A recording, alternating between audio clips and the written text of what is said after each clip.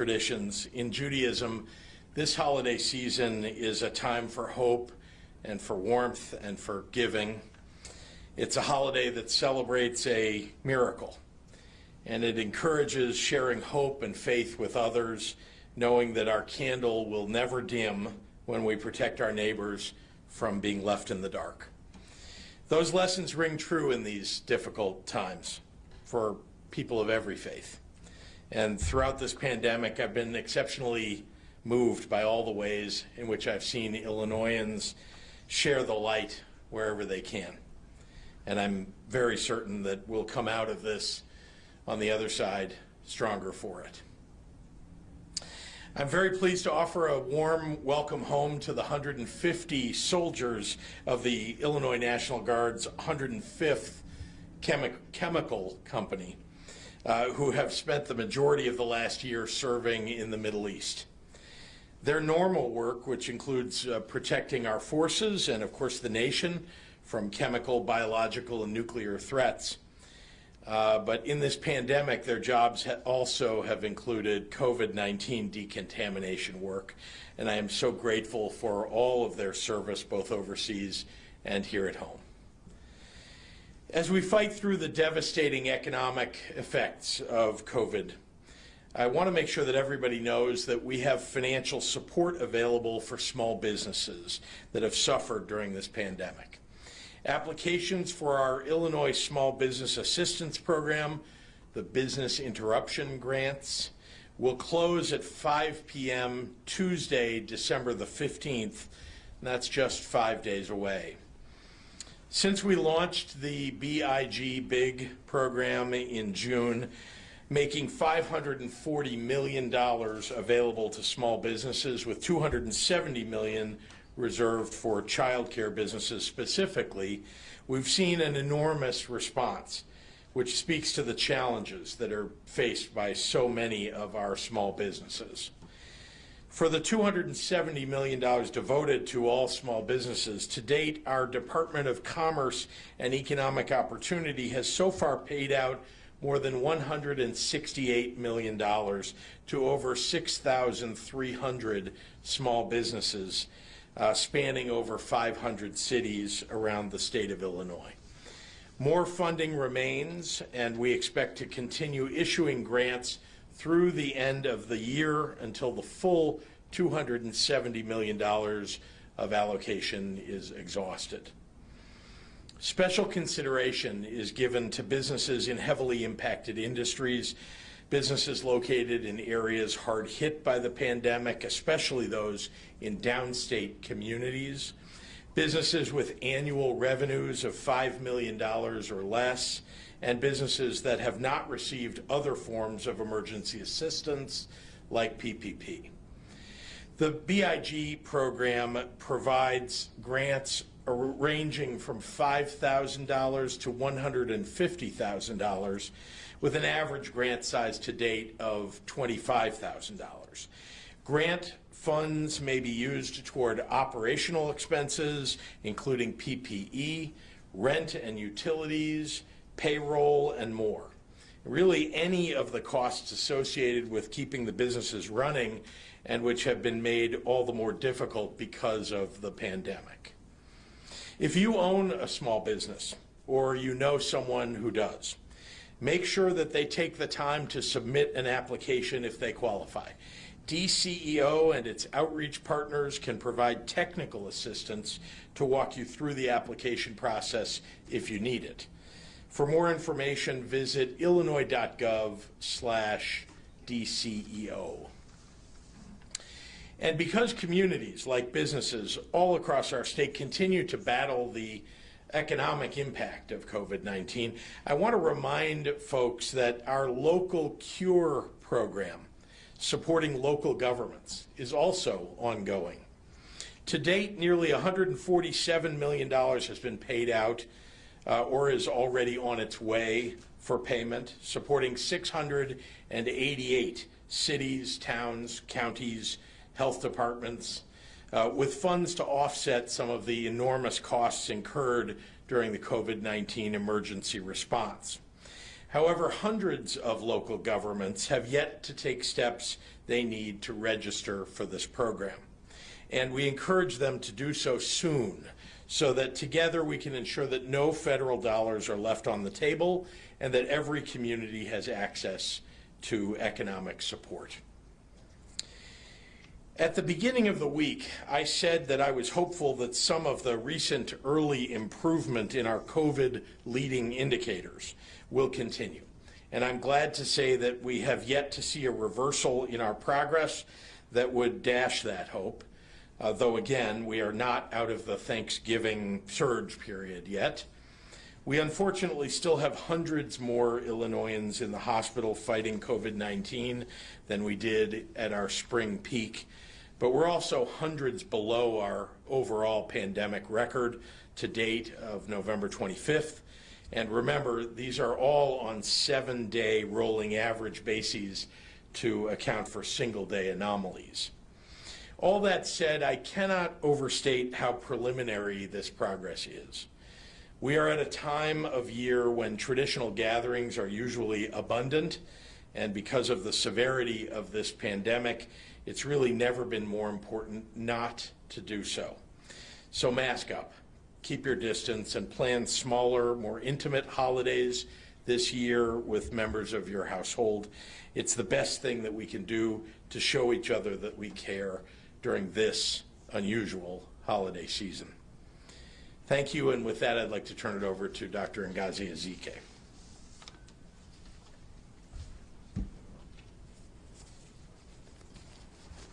Thank you, Governor, and good afternoon, everyone. We are learning more every day about vaccines for COVID-19, including information that will be coming out from the FDA about the emergency use authorization for the Pfizer vaccine maybe momentarily. I know that there's concern about the COVID vaccine. As the public health leader for the state of Illinois, I want people to know that I will be getting the vaccine when it's my turn and when it's available and after approval by the FDA and recommendations by the Advisory Committee on Immunization Practices. I do trust in vaccines. I trust in the development and approval system that has been created in this country. And from what is known, the safety and the efficacy of the vaccine has been evaluated appropriately. As a physician, I would recommend that unless you have a direct medical contraindication, if it is approved by our FDA, that you get vaccinated. I encourage people to learn for themselves from medical research experts about the vaccine and be able to discern the myths from truths. There is a lot of misinformation, so please obtain credible medical research expert information as opposed to just social media myths that are going around. Only when people adjust their personal behaviors with the mask and the distancing and the avoidance of gatherings combined with the vaccination will we get to end this pandemic and get to our normal way of living. As the governor mentioned with the end-of-year parties, I urge you not to plan an end-of-year party or a holiday party in the large gatherings that we're used to, but start planning for the end-of-pandemic party for next year. Today, we are reporting 11,101 individuals who were newly diagnosed with COVID-19 for a total of 823,531 total individuals with COVID-19 in Illinois. Unfortunately, we also have report of 196 individuals who lost their battle with COVID, bringing the total number of individuals who have been lost to COVID in Illinois to 13,861.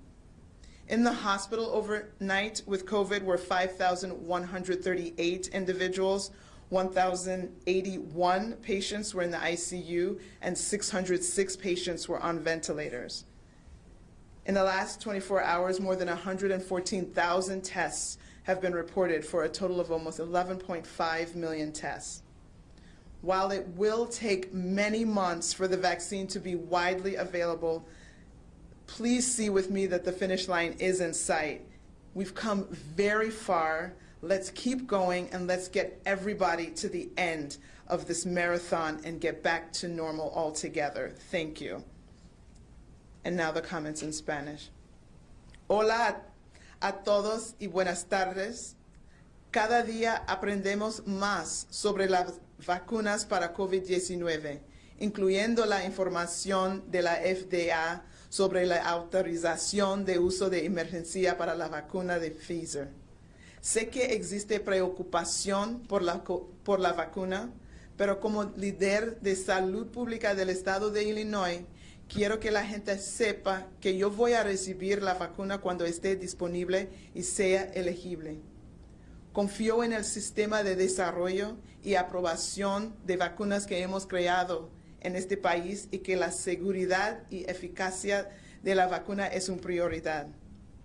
Animo a las personas a que lean los hechos científicos sobre la vacuna y combatan los rumores y la desinformación que ya está circulando.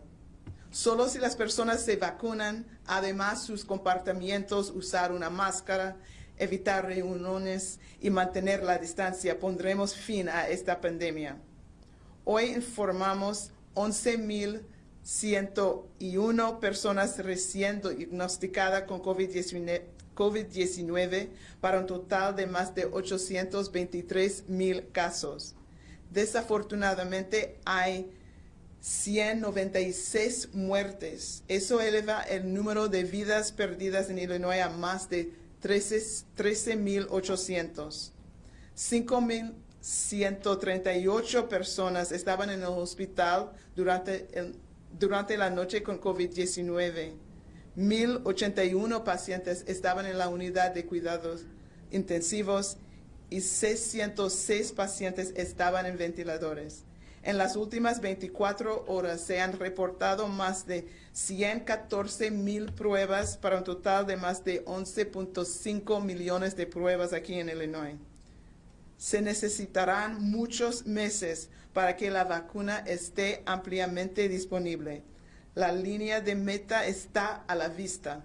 Hemos llegado ya a este punto, pero tenemos que seguir para terminar con este maratón. Muchísimas gracias para su apoyo. And with that, I'll turn it over to Governor Pritzker. Thank you, Dr. Ezike. And before I take questions, I want to provide an update on our efforts to protect the heroes in our state-run veterans homes from this pandemic. As the United States has experienced this fall into winter resurgence of COVID-19, so too have we seen COVID-19 cases and deaths in our nursing homes rise nationally amid growing community spread. Unfortunately, Illinois is not immune from this trend. At the LaSalle Veterans Home, 38 of 93 residents are currently positive for COVID-19, along with 3 staff members.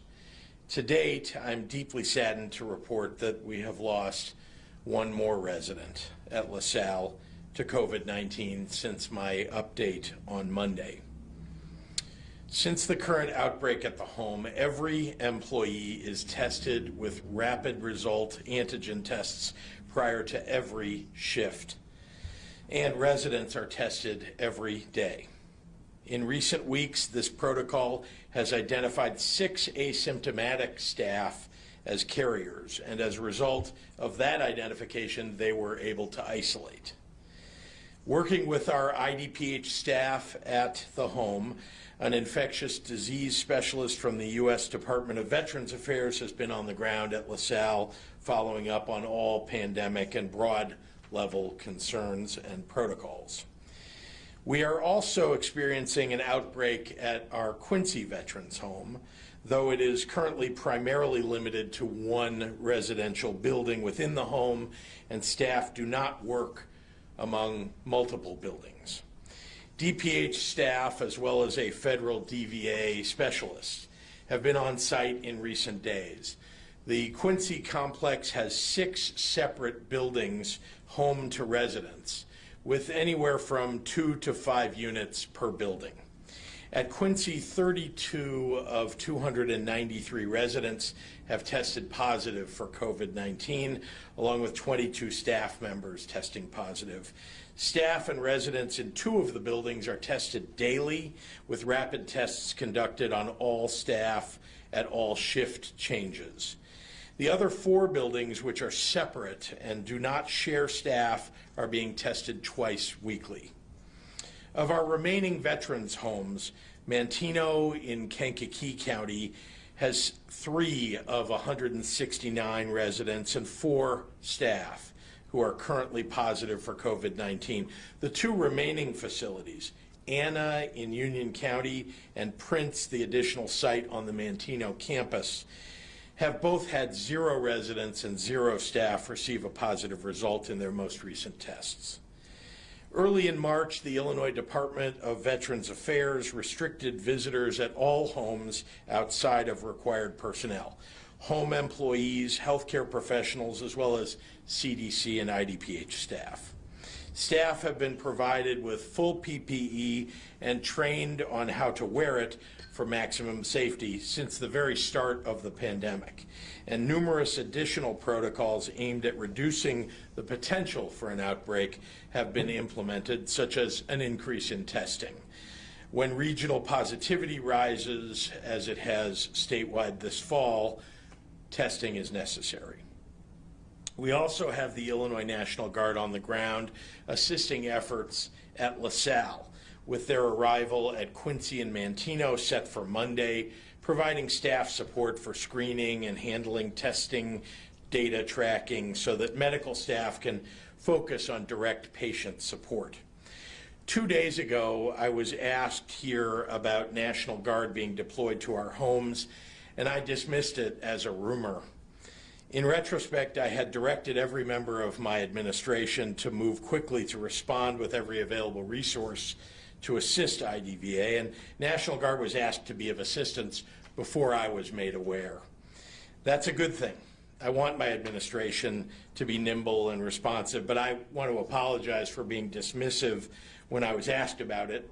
I will say this is just one example of how we are directing every available resource to our veterans community through this period of exceptional risk. Here in Illinois, we will leave no stone unturned in our efforts to safeguard our most vulnerable, especially those who lived to serve. And with that, I'm happy to take questions from members of the media. Craig? Governor, your own numbers show that in the last 7 days, 10,031 deaths, up from 866. That's a 19% jump from just a week ago. Is this the Thanksgiving surge, and are you concerned it's going to continue to rise the way it has? You're citing death numbers. Is that what you were referring to? Sorry, I didn't hear what you said. Yes. So I want to remind everybody that there are leading indicators and there are lagging indicators, and the death numbers are lagging indicators. We are not far enough from Thanksgiving that those numbers are reflective, in my opinion, of as a lagging indicator of Thanksgiving. It's my view, and I'd be happy to have Dr. Ezike provide hers as well, that those are, you saw a tremendous rise before we put Tier 3 mitigations in place, although we had Tier 2 and Tier 1 in place for a few weeks before that, that it's because of the rise in cases before that you would see death numbers as you've seen them more recently. It's one of the most confounding things about this virus, honestly, is the time lag between the time that someone is detected to have COVID, maybe even asymptomatically at first, and the time that someone ends up in the hospital, and then possibly someone ends up in an ICU or on a ventilator at some point, and then unfortunately may pass. And it is confounding. I mean, it is. You can look at the numbers over the last several days and see that the numbers in terms of leading indicators are going, generally speaking, in the right direction, or they're plateauing, and that's better than going up. But you watch the numbers of people who have passed away. that are reported at the same time, and you say, what's happening here? Why do those look so terrible? And unfortunately, those are, or maybe fortunately, I don't know how you want to look at it, those are related to something that may have happened weeks and weeks ago. Dr. Arwoody in Chicago has indicated they're starting to see in Chicago an uptick in cases, and she, I think, has indicated that she thinks this is the beginning of a post-Thanksgiving surge, at least in the city. Yeah. You know, what's going on in the city versus the state? Does this portend anything for the rest of the state? It's hard to tell, honestly, Eric. You can't tell exactly from one region what the rest of the state is going to do. And that's one of the reasons we have the state divided up into regions, is that they can more easily jump on outbreaks and an uptick in numbers at a local level or a county level than even we at the state level can, and certainly more granularly can do so. And so, look, we've seen the state positivity numbers going down. And that's a good thing. And you've seen that we had a number of days below 10,000 cases. This was the first day in some time, when we had something above 10,000 or, at 11,000 some. But if you look at the positivity rate, it's still below 10%, at least on a one-day basis. And then it's now moved for case positivity below 10%. On average for a 7-day period. So I don't want to make any pronouncements about what this means for the future, about the city of Chicago moving in another direction. But I can just say that we're watching very closely the numbers. I do not think we're out of the Thanksgiving surge, if that's the question. I think that we have to stay on it every day, focus on it, and keep moving these numbers, generally speaking, across the state in the right direction. And I'll assist any city, county, region that needs help from the state. That's what we're here to do. We want to help everybody move this in the right direction. Yes? Hi, Governor. How are you? Long time no see you. Good to see you. We're hearing that the vaccine distribution program will require state governments to share data with that can be also shared with federal agencies. As a matter of fact, New York State has proposed a modified identification system in order to protect some immigrants, their status. Is Illinois doing anything? Have you putting any thought into this?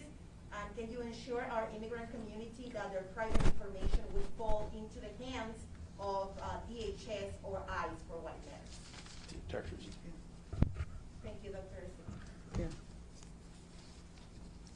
We will protect the information of all the people who get this vaccine. We want to make sure that the message is clear that everyone can get this vaccine, and it's free to everyone, no cost to everyone.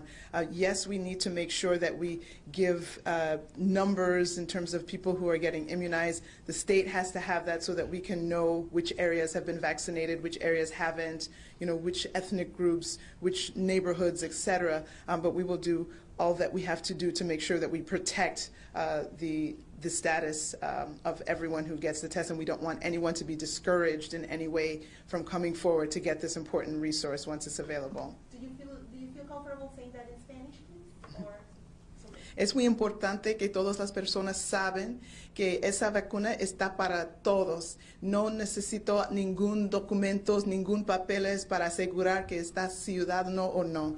Y voy a hacer todo lo necesito para proteger la identidad de cada persona para asegurar que no hay problemas con eso. Pastor, while you still up, can we ask you a follow-up question just related to the vaccine, if we might? We're hearing people having allergic reactions and other things as Britons and others who are starting before us. Things come out. Do you have concern that there could be a growing lack of buy-in for people to get the vaccine? I think there's going to be a different situation for each person.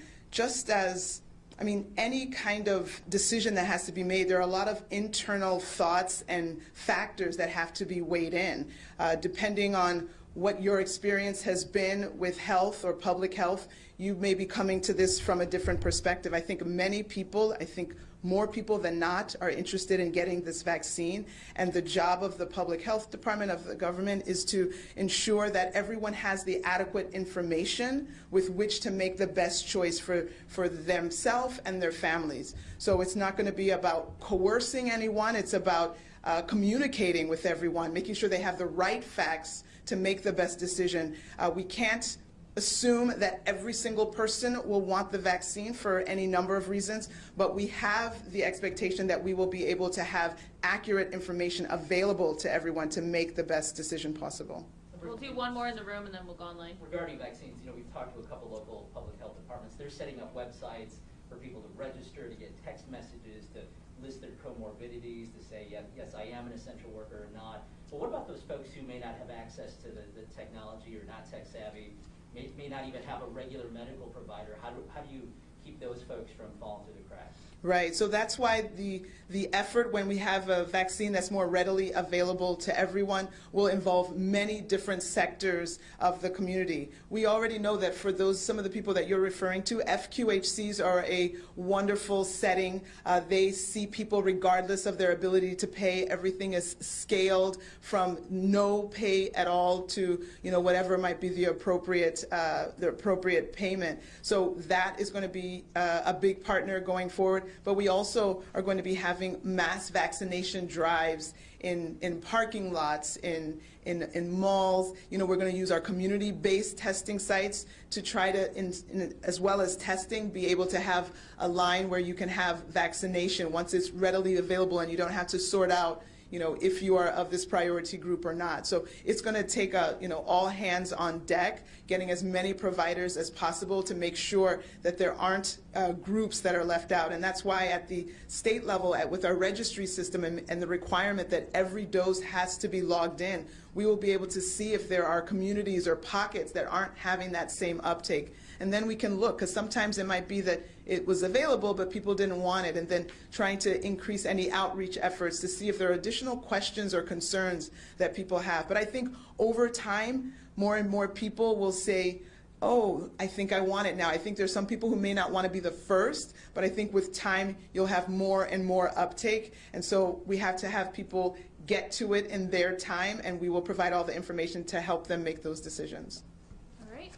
Jim Haggerty at the Rockford Advocate. Governor, Illinois Representative Joe Sosnowski is again calling on you to lift restrictions on bars and restaurants, claiming they are not the culprits for the current surge. Can you comment on that and what you said yesterday regarding airborne transmission? Well, I can appreciate, I know that Representative Sosnowski all along has not believed that bars and restaurants have anything to do with transmitting or amplifying the disease, but he's wrong. And medical studies, medical doctors, epidemiologists, experts on infectious diseases all have nearly universally said that bars and restaurants are places, because people are not wearing masks for lengthy periods of time, because they tend to be indoors for lengthy periods of time, that those are places that can be dangerous for people. And so, again, I would be happy to resend to Representative Sosnowski the studies that have been done by all of the reputable scientific institutions that have done these, and they are reputable. These are international and national institutions.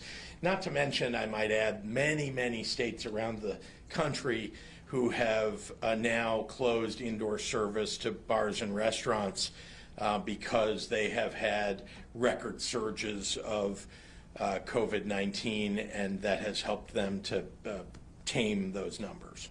John O'Connor at the AP. Is it true that counties without hospitals are donating their vaccine doses to their regional hubs so that the regional hub staff are a part of the first wave? How many counties and how many vaccines? There were 7 or 8 counties that were initially slotted for that initial allocation that don't have an actual hospital in their county. Sorry. And so we have reached out to every single one of those counties to work on the appropriate reallocation of that vaccine, whether it's to the hospital that those residents of that county would seek their care at, or the regional hub, and to ensure that all the regional hubs get some vaccine to start the process. So yes, we have identified when we made the list that absolutely some counties don't have a hospital, but they have had people with COVID and people who died with COVID. So those people are getting care somewhere, and so we will still get those healthcare workers immunized. But sorry, I just want to make clear, though, that you remember that long-term care facilities also will be receiving very early doses of the vaccine, and those will go directly, whether it's in a county that was named or one of those 7 or so counties or not, those will go directly to those long-term care facilities, nursing homes, and people will be vaccinated there, including staff. Dave McKinney at WBEZ.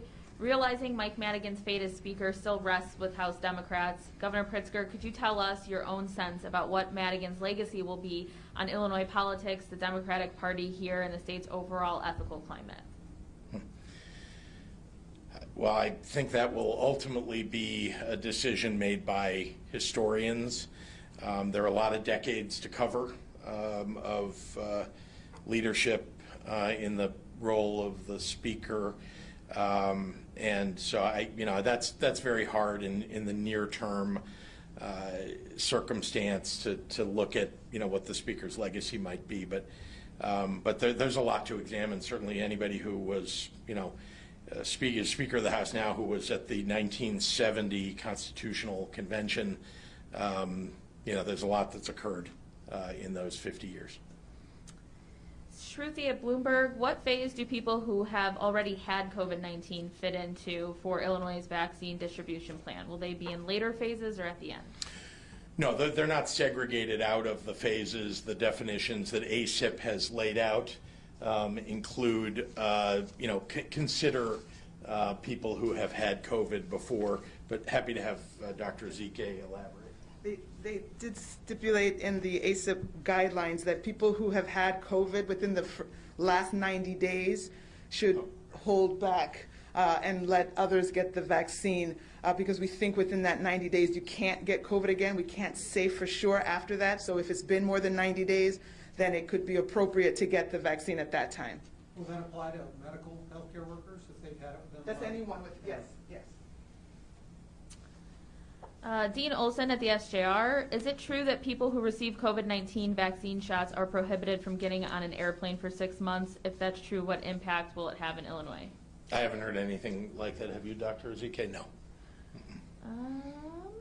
And I spoke with an airline executive just this morning, and we had a fairly extensive conversation about passengers, workers, and so on, and the vaccines, and none of that came up. Jake Griffin at the Daily Herald for Dr. Ezike. HHS released a report on hospital usage dating back to July that shows some hospitals struggling to find space for patients while other nearby hospitals aren't as full. What can the state do to fix this issue, ensuring patient safety? Right.